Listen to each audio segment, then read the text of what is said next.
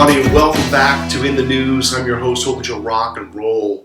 I'd like to spend some time here with post-election analysis and some questions.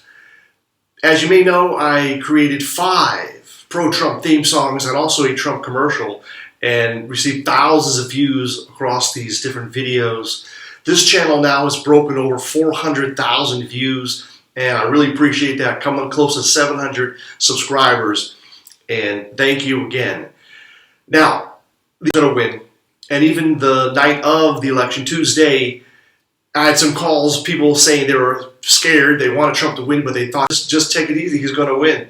This is a change election. I knew he was going to win. Hillary was spending 99% of her time just dumping on Trump. And her policies were what? War with Russia because of a no-fly zone over Syria. Who the hell cares about Syria? Let these bastards fight themselves to death. Who cares? That is not really a proxy war between the U.S. and Russia. It's more of a proxy war between Iran and Saudi Arabia. And we know from the WikiLeaks that Saudi Arabia has been covertly, and Qatar have been covertly supporting ISIS, right? And Hillary Clinton, this is a Hillary Clinton email. She knew this is going on, and she's accepting money from these same people. So the same people who are funding ISIS were funding the Hillary Clinton campaign.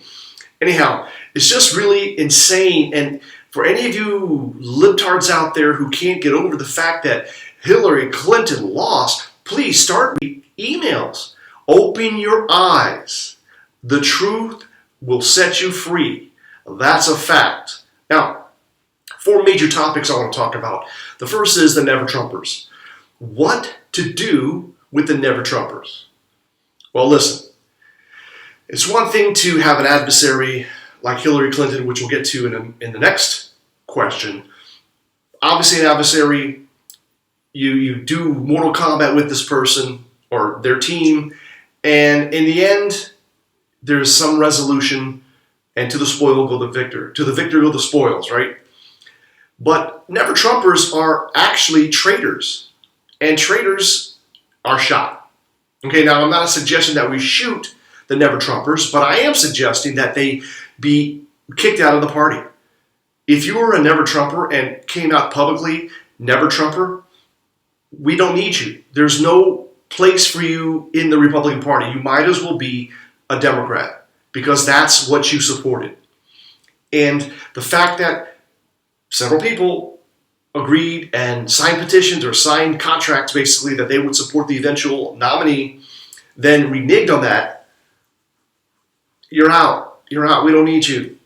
You're not part of the party anymore. I mean, this is the Trump party now. This is the Trump GOP. It's a populist party. It's America First party. If you weren't on the Trump train, you can get on the Trump train now, but we don't need you. You're not going to be involved in the government. That's it. There's no way you can accept these people back. I'm sorry. They're traitors. Now, on the second point, Hillary Clinton.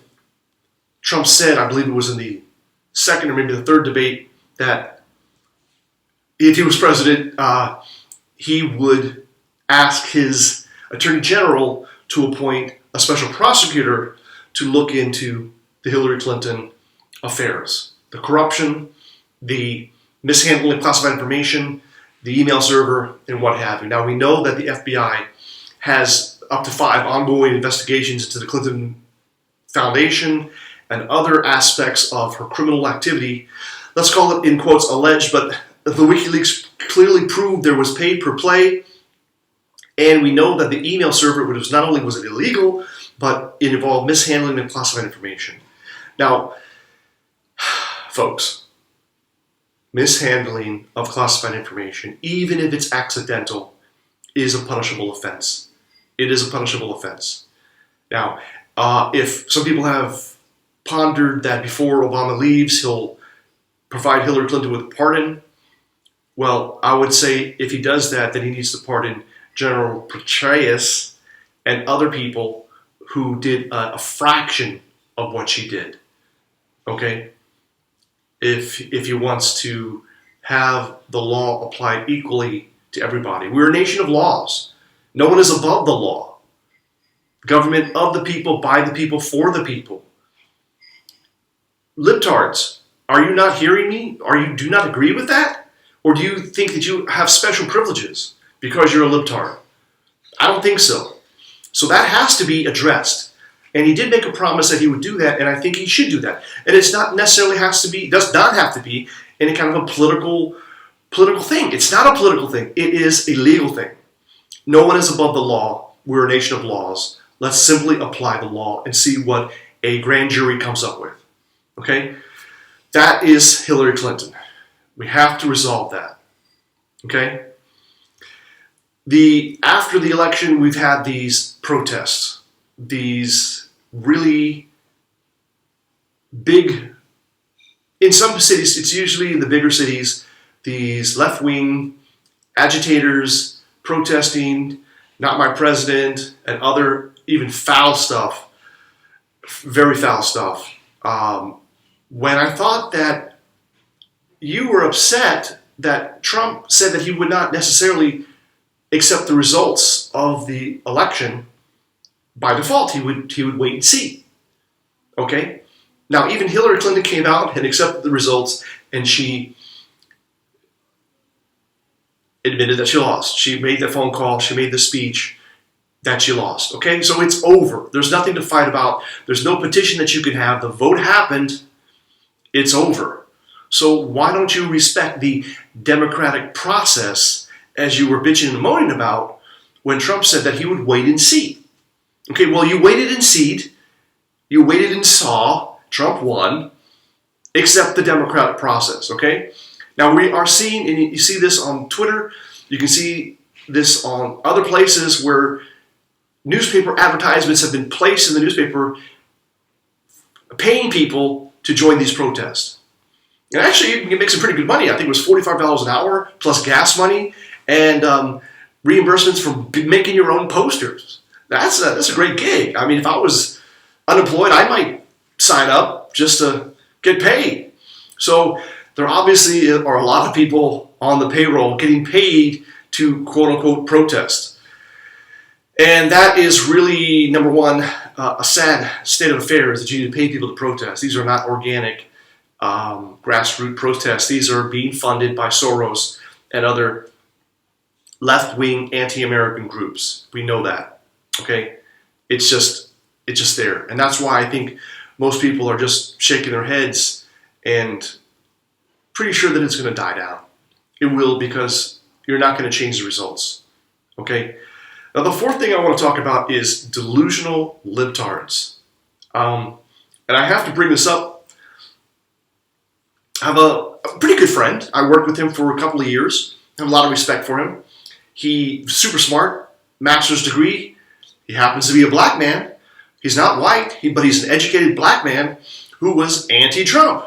So anti-Trump, so angry, and so in denial of the reality of what's been happening to the working class and the middle class in the United States.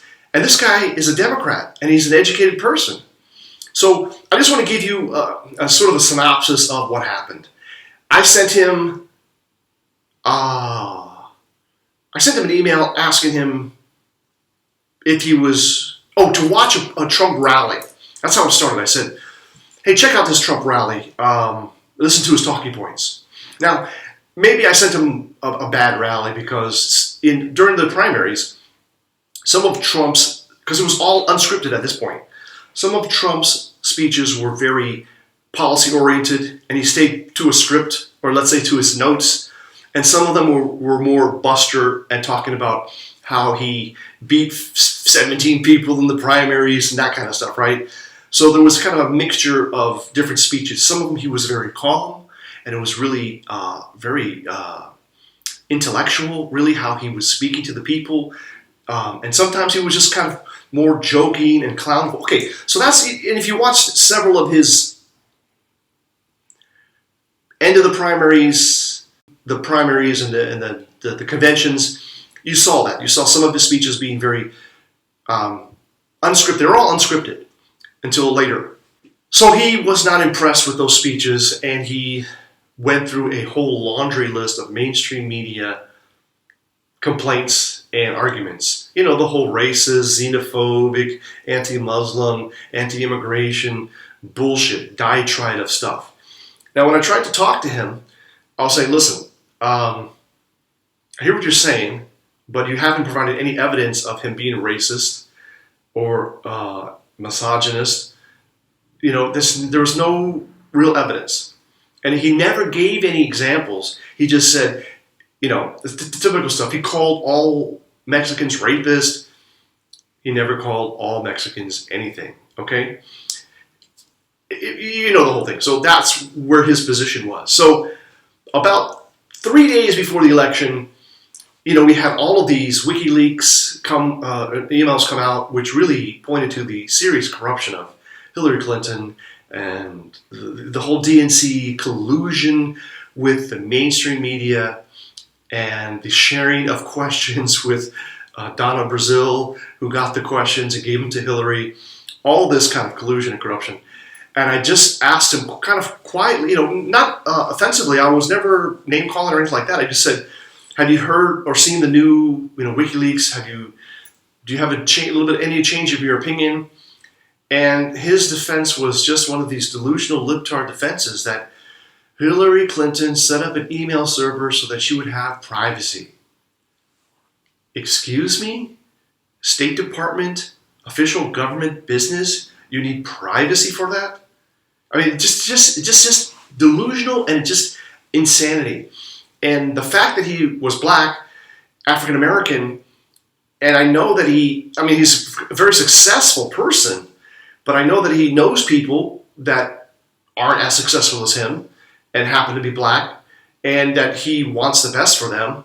And if you think about what Obama has done for the black community, which is pretty much nothing, in fact, he's made it worse, you would think that he would have some sympathy or some compassion, or at least hear what Trump was saying about fixing the inner cities. So his only comment was, Trump's a liar, he's just talking shit, and for him to just suddenly say nice things about black people, he's still a racist, and all this kind of stuff. And you're like, but what's happening is not working, and what Trump is saying is actually very positive. And if he can do any of this stuff, it would be great for all the inner cities, especially for the black communities or the low-skilled people. When you get rid of low-skilled illegal immigrants, it opens up jobs for low-skilled Americans, and Americans need to work. It's going to be America first, okay? But he didn't come around, okay? And you know, he started calling me all kinds of names. And my last email to him, I just said, man, I never called you any names in all of our emails. I don't know why you're just calling me names, because I support a candidate's policies. And he did respond with, I'm sorry I called you names, and then he went through a 7-point laundry list of the same diatribe stuff. And then his last thing was, Trump shouldn't be president because he didn't win the popular vote. Yeah, he won the Electoral College vote, but that's not representative of all the American people, blah, blah, blah. Listen, man, people, if that's your thing, the information I'm getting now, today, this is now the 14th of November, is that Trump actually did win the popular vote, okay? But he also, of course, won the Electoral College vote, right? Meaning that he got the majority of the vote in all these states. And when you win the vote, it's winner take all, and you win all the electoral votes of that state. He won most of the states. He got over 270. That's it. Done deal.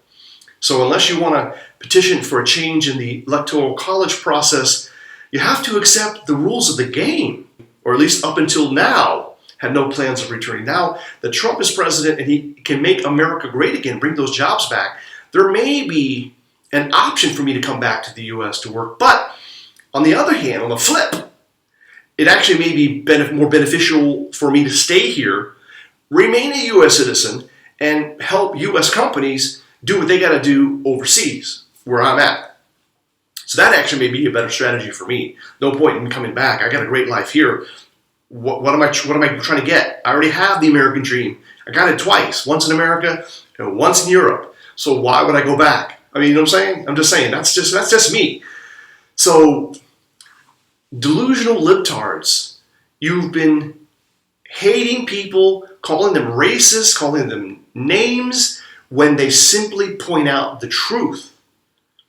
And the fact that both Hillary Clinton and Obama couldn't say the word radical Islamic terrorism. You can't identify the problem, and then you know that the contributions from the Saudis and others going into the Clinton Foundation funding her campaign, you know that they're controlled. They're totally controlled. And you can say, well, they're not controlled like puppets, but they're controlled in what they can and cannot do. Their policies are controlled. They're not going to say radical Islamic terrorism because they're getting money from radical Islamic terrorists, right? Who funds the most of the terrorism? It's Saudi Arabia. We like to say that Iran is the world's largest sponsor of terrorism. Maybe so, but in dollar amounts, it's got to be Saudi Arabia. So this is a quick update. I hope you enjoyed that, and I hope that it makes you think. If you have comments, questions, you want to challenge me on this, anything, please, questions down below, comments down below. Let's open it up. But I think it's time to accept Trump as the president-elect. He will be sworn in January 2017, and his policies will begin to make America great again. Oh, and P.S., for all you rich, liberal, white people who voted for Hillary, last week we had the largest uptick in the stock market in 5 years. The best week in 5 years. So think about that. The Trump phenomenon is already starting to take effect.